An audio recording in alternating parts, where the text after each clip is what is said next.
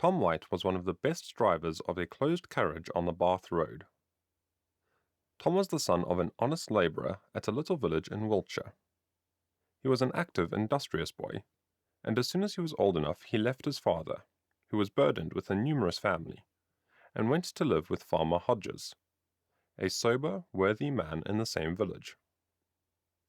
He drove the wagon all the week, and on Sundays, though he was now grown up, the farmer required him to attend the Sunday school, carried on under the inspection of Dr. Shepherd, the pastor, and always made him read his Bible in the evening after he had fed his cattle, and would have turned him out of his service if he had ever gone to the tavern for his own pleasure. Tom, by carrying some wagon loads of firewood to the Bear Inn at Devizes, made many acquaintances in the stable yard. He soon learned to compare his own servant's coat and shoes, thick set with nails, with the smart red jacket and tight boots of the postboys. A postboy was a boy who rode on the nearest horse which pulled the carriages in England many years ago, and grew ashamed of his own homely dress. He was resolved to drive a carriage, to get money, and to see the world. Foolish fellow! He never considered that though it is true a wagoner works hard all day, yet he gets a quiet evening at home, and undisturbed rest at night.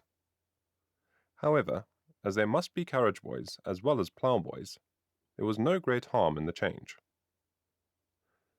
The evil company to which it exposed him was the chief mischief. He left Farmer Hodges, though not without sorrow at quitting so kind a master, and got himself hired at the Black Bear. Notwithstanding the temptations to which he was now exposed, Tom's good education stood by him for some time.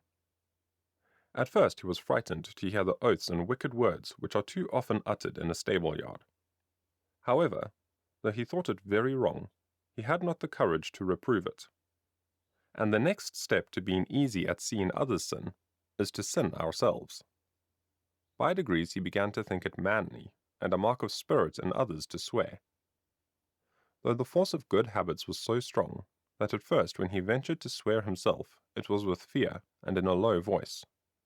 But he was soon laughed out of his sheepishness, as they called it, and though he never became so profane and blasphemous as some of his companions, for he never swore in cold blood, or in mirth as so many do, yet he would too often use a dreadful bad word when he was angry with his horses.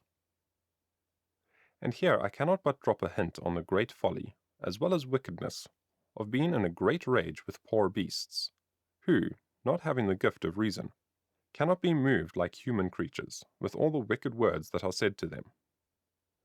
Though these dumb creatures, unhappily, having the gift of feeling, suffer as much as human creatures can do, at the cruel and unnecessary beatings given them,